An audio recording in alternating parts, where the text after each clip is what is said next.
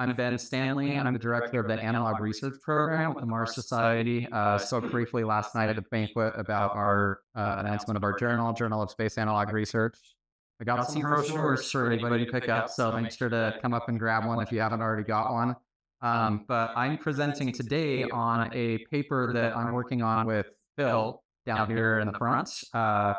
And we're hoping to publish that in the Journal of Space Analog Research soon. And yeah, pretty exciting research. So gonna jump in here. Our agenda, we're gonna talk about electromagnetic launch. That's ground-based launch infrastructure, a paradigm shift around that as compared to chemical rockets. We're gonna go through human acceleration tolerance as a limiting design constraint for that type of launch. And then we're going to go through, kind of where we are with human acceleration tolerance. I'm going to revisit some early research in human acceleration tolerance. It's very promising, that was not moved forward for a couple of different reasons. We're going to briefly touch on some more exotic possible concepts, and then we're going to wrap it all up with summary conclusion and hopefully drive the main points home. Okay, so chemical rockets versus electromagnetic launch. Got a picture of Starship right here, the big one that SpaceX has been developing that lots of people are excited about. Some people are not so excited about. So we hope they can pull it off. We'll see. And then on the right-hand side, that is a picture of Spin Launch. They are currently, as best I know, the only company that's doing like actual scale versions of electromagnetic launch. This is not going to be human rated. It can't be because we can't withstand those G-forces. They're doing a big centrifuge, launching something into space. They're just doing suborbital right now. It's unclear if they're going to be able to scale up to orbital, but I hope they succeed. So, talking about some of the challenges with chemical rockets, you've got this brutal inefficiency of the rocket equation. A lot of you guys know what I'm talking about. When you're trying to get anywhere in space and you have to take all of your propellant with you, anytime you want to add any more meaningful payload, you have to bring more fuel. The fuel weighs more too, so you have to it just scales terribly. It's really, really difficult. And yeah, I included a couple pictures of rockets here. We've got Vulcan Centaur, pretty new. Falcon Heavy has been online for a couple years. And then in the middle there, we've got Electron with Rocket Lab.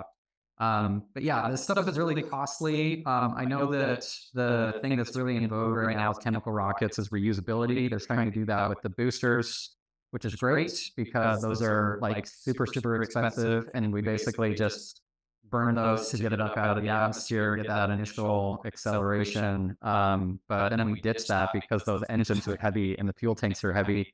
And we try to go the rest of the way with a lot less weight.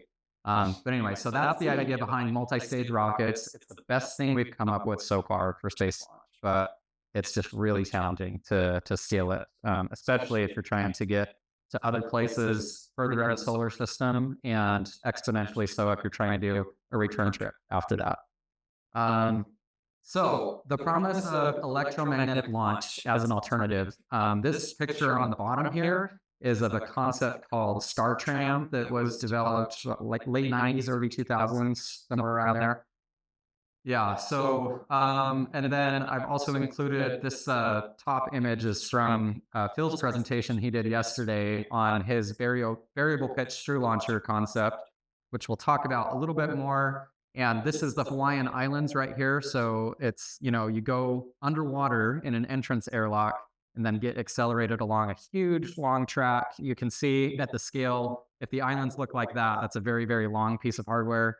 And then once you get to Mauna Kea, there's a slope up to launch into space. So the thing that's really, really cool about the possibility of electromagnetic launch is you can take that really heavy and expensive booster and all of its propellant and just do away with it. You get the bulk of your acceleration from stage zero, which is infrastructure.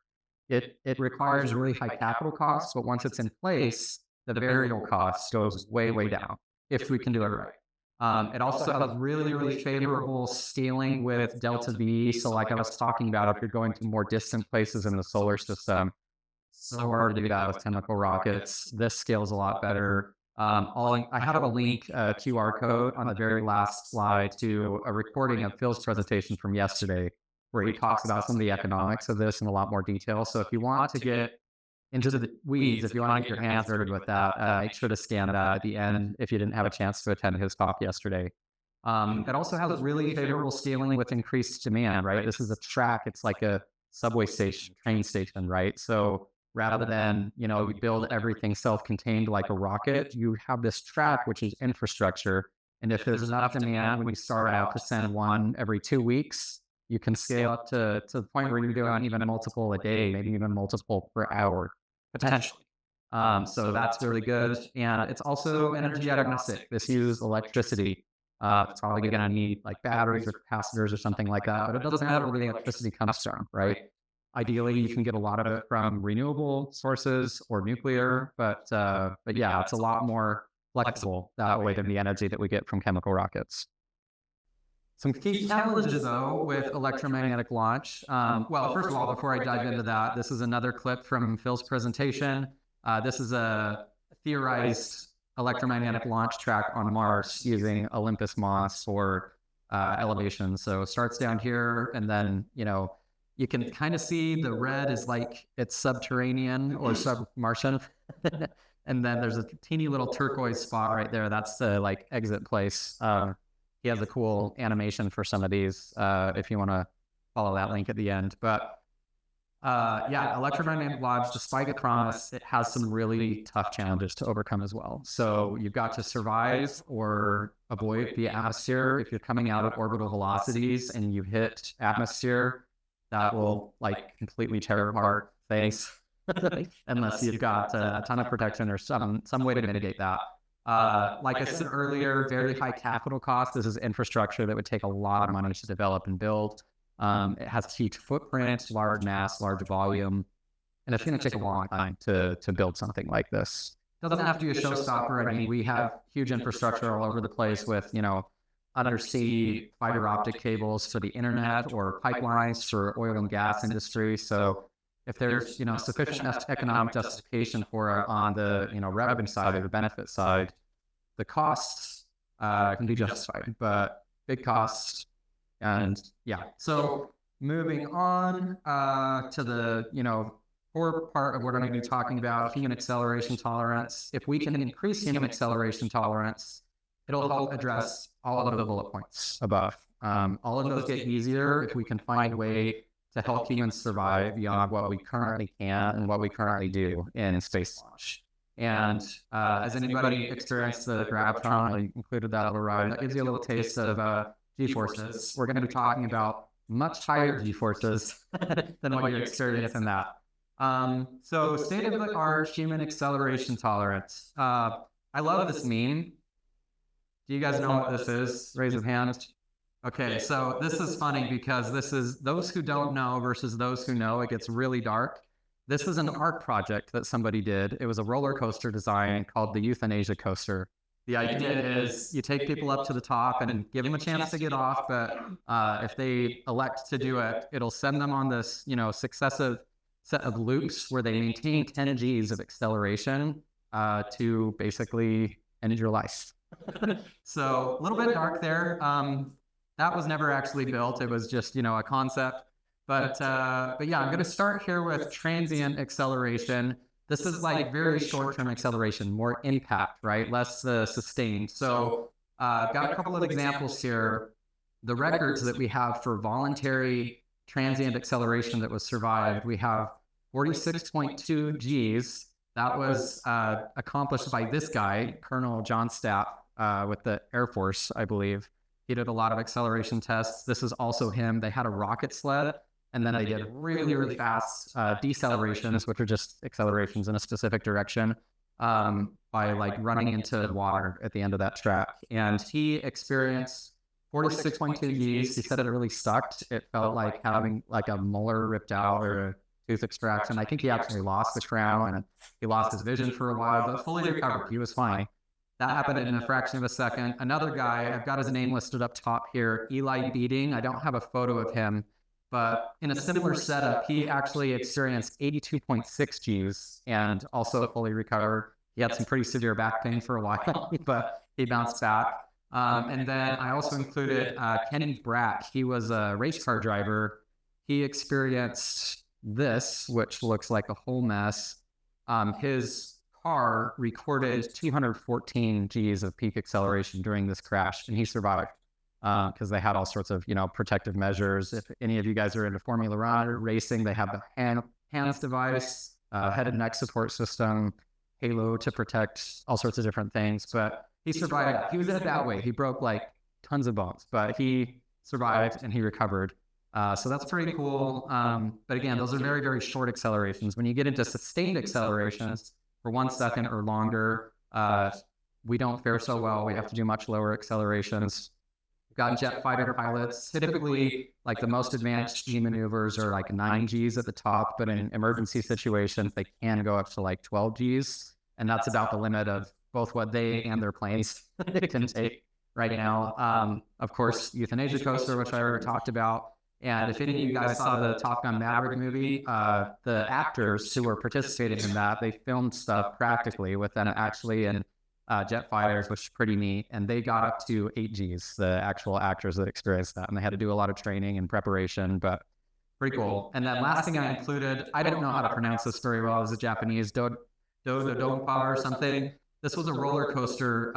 Mount Fuji is like right behind this picture right here. They had this running for like 4 years and then they closed it down because people were getting injured. And that was only 4.3 Gs. So, granted, these are people that haven't been through training. They're just going to the amusement park or whatever, but just to give you a taste. And that was just barely over a second worth of 4.3 Gs acceleration. People were getting injured. So our native acceleration tolerance is not that great. But the things that we currently use to, as the state of the art to help us endure these higher Gs, we have anti-G suits for like fighter pilots. One of the biggest problems that you have is loss of consciousness due to G forces. And that's when, you're accelerating and your blood is coming down, pulling in your legs, pulling away from your eyes, away from your brain. You pass out, you can't see. We have like counter pressure suits that squeeze on you and keep that, blood enough for short periods of time so you can survive that. They also have the anti-G straining maneuver. There's a picture of this guy doing it up above, and there's a picture of that guy failing to do it below. And they have pressurized breathing. Do you remember Independence Day, Harry Connick Jr.? We're just sitting off. I can't take it, and then it gets blown up. So use your equipment. And multiple point harnesses, they strap them in real tight. With seat belts, we've got a 3-point harness that gets a little more extreme with stuff like this. They have 5 or 6 usually. That's what's used for fighter pilots and for space launch, that sort of thing. And then also seat recline orientation, depending on like what direction the acceleration is coming at you. That also matters a lot. Oh, and I forgot to mention, just with this list right here, typical acceleration profiles for launch right now are not more than like 3 or 4 Gs. It's actually fairly low. Early Mercury days, things like that, they got a little bit higher, particularly with re-entry. But current space launch, we don't get into extreme G forces. So going back to electromagnetic launch, I created just a very, very simple model for what an electromagnetic launch system might look like. This is assuming constant acceleration along a track and 11 kilometers per second exit velocity, which is just shy of escape velocity for the Earth. Orbital velocity, you need about 8 kilometers per second. The reason we did 11 is you're going to have some, you're going to lose some of that after you come out of the tunnel in the upper atmosphere. And so you're going to have a little bit more on board for some margin. But as you see over here, at different G forces that you would be accelerated under in this system, it's going to impact the amount of time that you have to be under that acceleration, and then ultimately the distance of the launcher. So, if you're only doing 3 or 4 Gs, you're, megameters instead of kilometers, right? So that's obviously going to be really, really unfeasible capital-wise. And even once you get to the bottom of this list with 10 Gs, you're still looking at over 600 kilometers, and we have to do that for almost 2 minutes, which is pretty brutal. So we got to find something better. Luckily, this early research that I talked about did just that. There's some really interesting stuff, starting with animal studies. They had like small fish and frogs that they subjected to 3,000 Gs for up to 10 minutes, and they survived. They did experience some pretty severe stuff. Otolith organ destruction. Anybody know what the otolith organ is? Hey, this guy's smart. I didn't know what it was when I started this research. So these are like tiny stones that we have in our inner ear that help us with balance. And so what happens to these fish and frogs, I've included this picture here. These are the abbreviation is sagitta, which is like the specific otolith in fish. And you can see this is normal before the acceleration. After the acceleration, they've split off. They've completely detached. These fish lost their ability to orient themselves. And so they died because they couldn't navigate. The frogs actually adapted to this, presumably using other senses to, counter the losses of orientation with the otoliths. But yeah, that damage was permanent. Another crazy, so 8% of the test subjects, these fish and frogs, lost their otolith organs under 150 Gs for 1 minute. So that was kind of what they listed in the papers, like that's where we roughly think this happens, that much acceleration for that time period. Another really interesting thing, rat fetuses. This was fascinating. They had a pregnant rat suspended in water. This is all water immersion, right? So they're suspended in liquid, accelerated really fast. They dropped a pregnant rat in a container. It experienced 10,000 Gs of impact acceleration. This was like fractions of a millisecond, but really extreme. The mother rat died instantly, but they surgically operated, removed the fetuses, and those developed normally with another, surrogate mother. And the theory in the paper was this could work because the problem is the air in our lungs, right? When you have extreme accelerations, you have a buoyancy force if you've got things of different densities, right? So our chest cavity, which is filled with air, is going to get yanked, and that causes all sorts of damage, right? So that's what killed the mother rat in this study. But the fetuses, because they were not born yet, they did not yet have air in their bodies, they survived, and no adverse effects, no otolith organ damage, presumably because the acceleration wasn't for very long.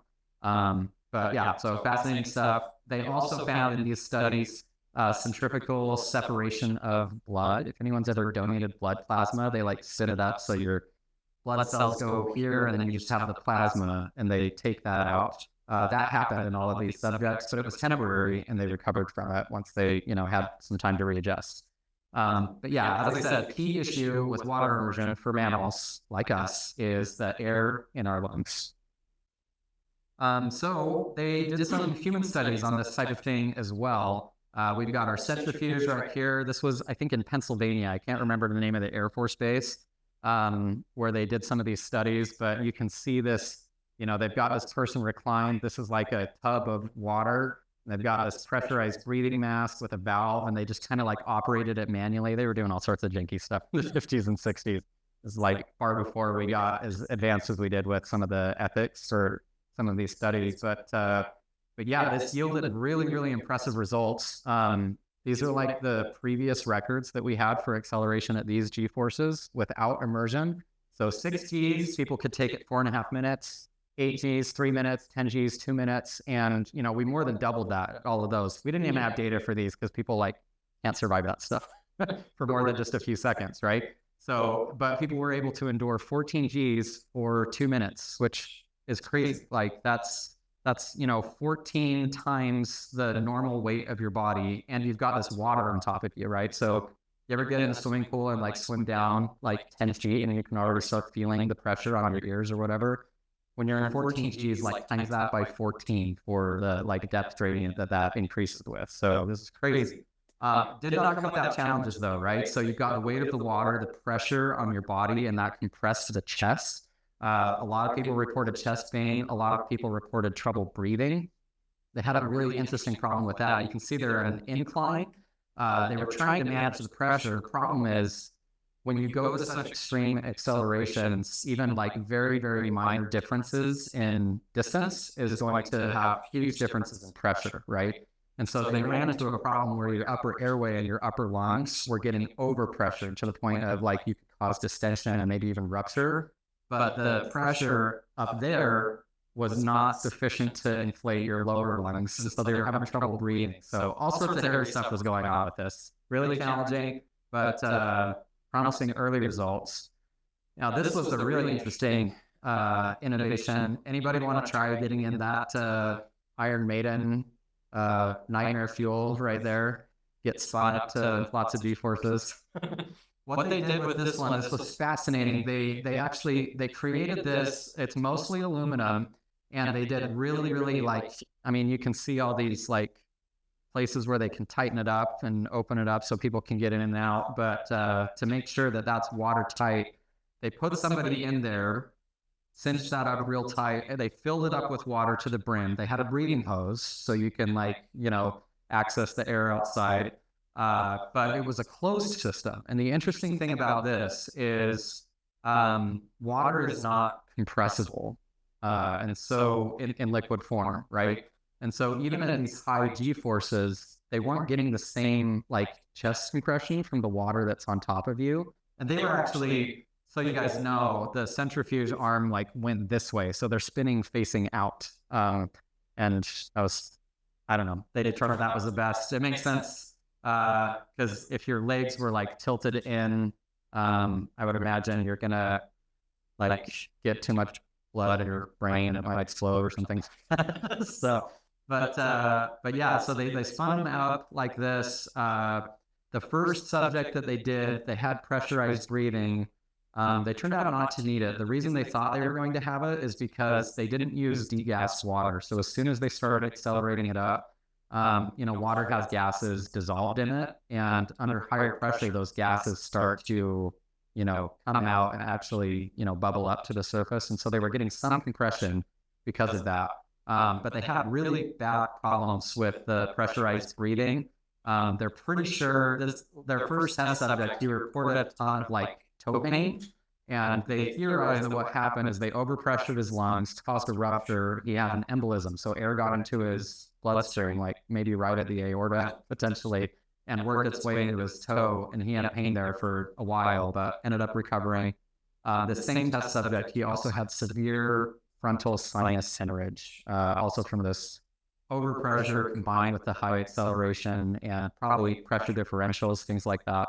So they're like, okay, pressurized breathing is working, but it turned out they didn't need it because they didn't have enough compression. They got a little bit because of the gases bubbling up, right? But yeah, so they had 2 additional test subjects beyond this guy, and they just had, you know, ambient 1 atmosphere that they were breathing. And it's amazing to think about, but they were able to do that without just being compressed because, again, they're in a closed system of water that's not compressible. Yeah. I mean, did they test it on test animals? Like, yeah, would have been a good idea, right? So yeah, I've actually got a quote at the end about that. That was one of their conclusions, like, this is too dangerous, right? So, but yeah, the big thing with this is like moving beyond that first guy who had a really bad time. The other guys did like 28 Gs, and the last one did 31 Gs for 5 seconds, which is crazy, like way beyond what we can do right now. And so with that in mind, I've changed the table that we talked about earlier, same assumptions, but just with higher G forces. So you can see, you know, that was the bottom of our table, this top line here, 600 kilometers. If we can do that like 30G, 31G for 37 seconds, if that's survivable, we could do it with a track that's just over 200 kilometers. So obviously that's going to be huge cost savings, difficult to engineer for, but, you know, promising if we want to explore this.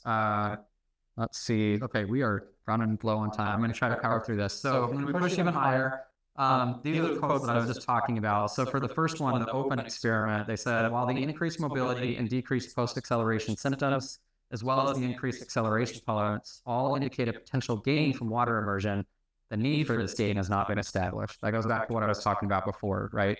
Promising early results, but why are we doing this? There wasn't really a need. The next one, other animal experiments are necessary before proceeding further with human subjects in attempting higher accelerations and longer exposures to those accelerations already experienced or on a different acceleration vector. That was some of the one with the Iron Maiden thing. They just realized this is too unsafe, even though, again, really promising. So I think we should continue the research. And there's a possible pathway for this that leverages some of the technological developments we've had. They didn't have computer modeling in any sort of meaningful sense for this type of thing in the 60s. But we do now, so you can model some of this stuff based on what we understand of physiology, find out what the limits might be. We could even create some artificial lung chest cavities for physical acceleration and pressure tests, see what things might rupture or whatever else. And then once you get through that, you can go to animal studies and then human studies again if we wanted to pursue this. How do we solve the lungs problem? Well, there's a couple different things that have been theorized. Liquid breathing, I'm sure you guys may have heard of this. It's kind of a sci-fi trope in different areas. Perfluorocarbons have been theorized as something that can hold oxygen, that can transfer oxygen to our lungs and receive the carbon dioxide. Problem with perfluorocarbon is it's actually more dense than our body, and so you still have the same problem, just in the opposite direction, right? If it's going to go this way with perfluorocarbons, it would jerk down, right? So another thing that's been theorized, extracorporeal circulation, part of the lung machine, just completely deflate the lungs, take the air out, and let a machine take over for you. This is what we do during open heart surgery. It's a well understood, technology, but obviously quite invasive, right? And then an idea that Phil and I have been working on is a xenon oxygen breathing system. This is pretty potentially interesting because you could ramp up to pretty high pressures, but because the density of xenon very similar to that of our bodies, you wouldn't actually have a huge density differential to cause some of the accelerations, right?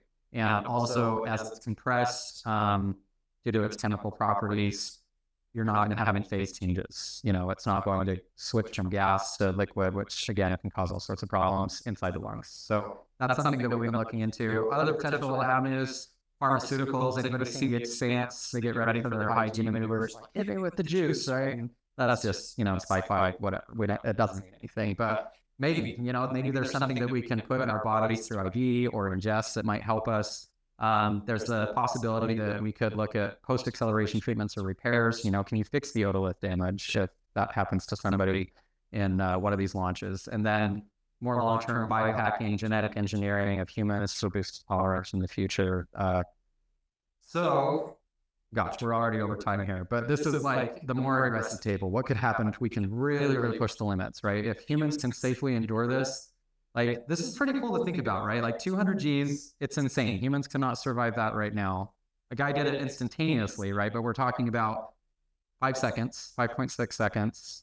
If we could do that, that's really not a long amount of time. So if you can find something that can protect humans for a very short amount of time to accelerate along one of these electromagnetic launcher tracks, that would get us to a track that's almost 31 kilometers. And that's still significant, but we're not talking hundreds or thousands of kilometers, right? This is something that, could potentially get within the realm of possibility. The capital costs could be lower. Easier to find somewhere for this. But so yeah, just to quickly summarize here I picked an amount from each of those different tables. 5G is kind of like the conservative, 31 Gs based on the Iron Maiden thing, 150 Gs based on the potential threshold for that otolith destruction and damage. And yeah, so just to kind of like compare those all together.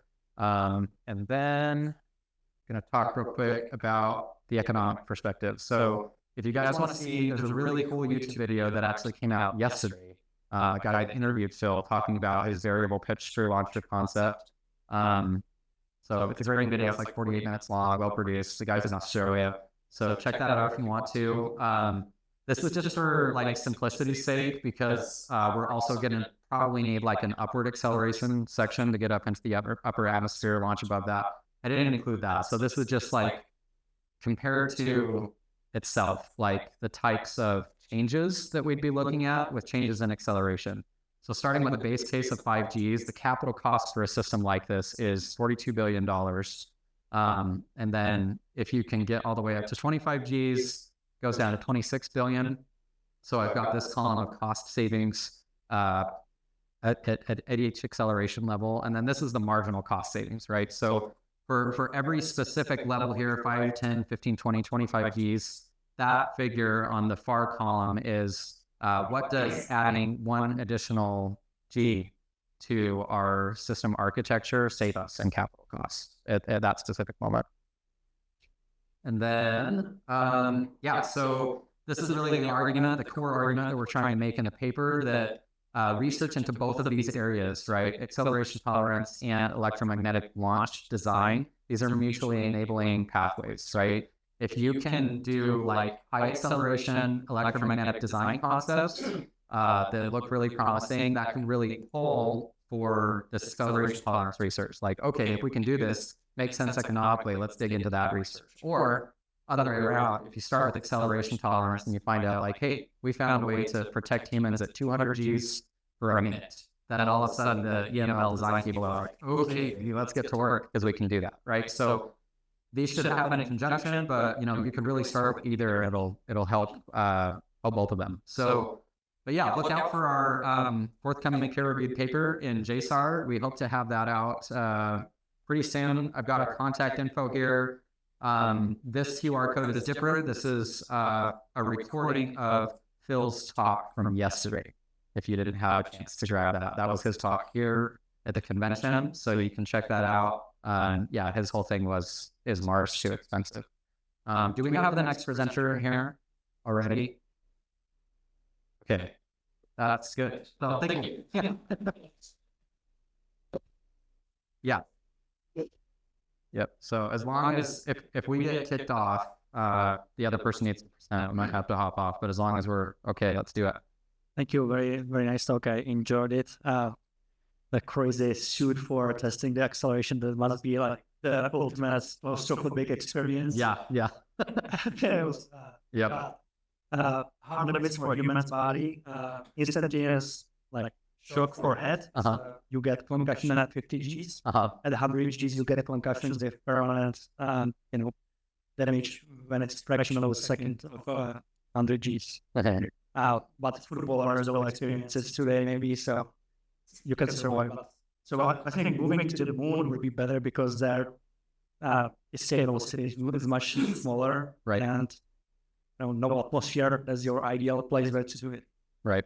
And one more thing, there's this square cube law, which determines how, even if you have same strength of the cells, like in those fetuses of the mice, red, if you make a body bigger, even if the cells are the same strength, you just collapse it because they cannot support themselves.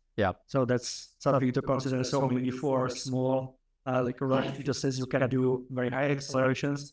For our huge tail brains, if those huge cavities water will squish the brain, that's the total limit for human.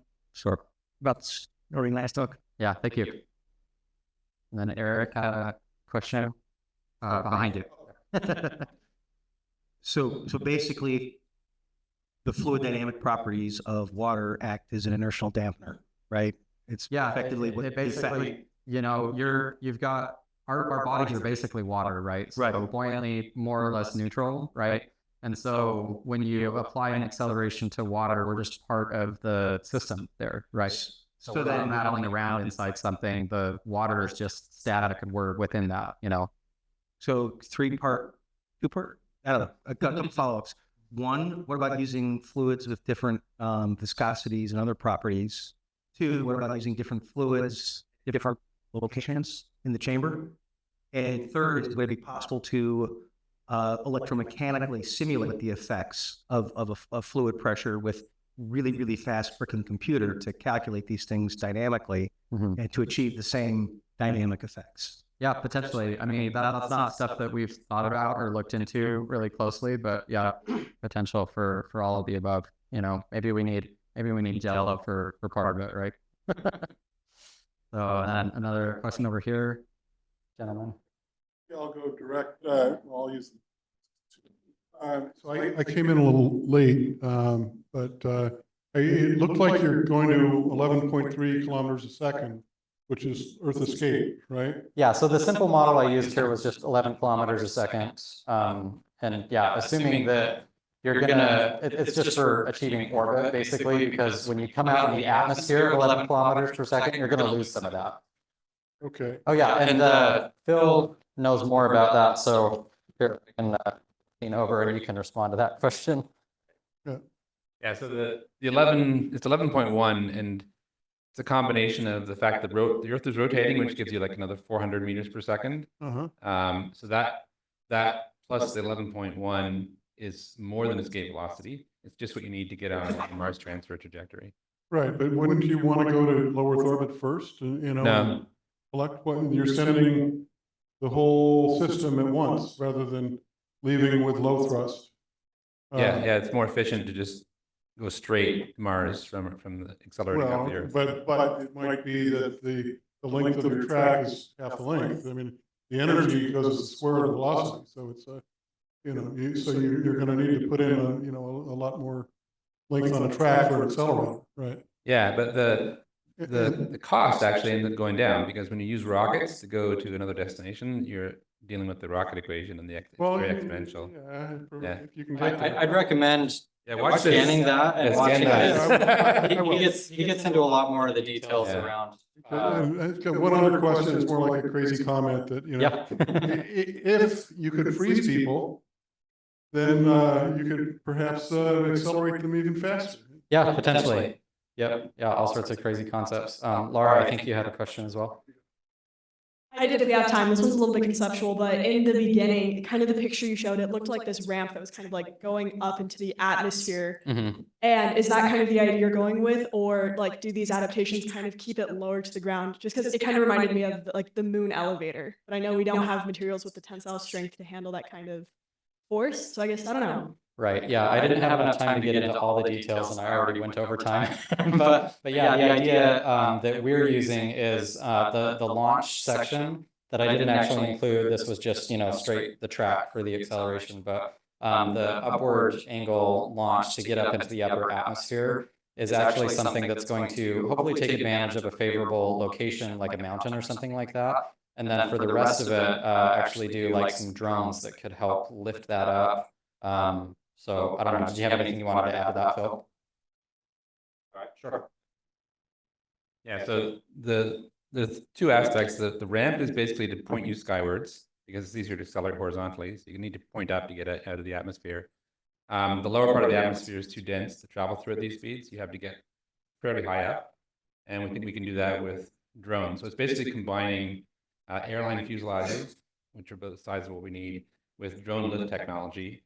And then it's all powered from the ground. So you have a power plant on the ground, high voltage cables going up through the long tube, and drones lifted up. And then that gets you quite high, kind of like the Mars Ingenuity rover. They can fly up at those altitudes. But then if there's any bad weather that comes along, it can kind of curl itself up and park itself to, you know, pass, you know, so the weather can pass, and then it goes back out and operates again. Yeah. Thank you. Okay. Thank you guys so much.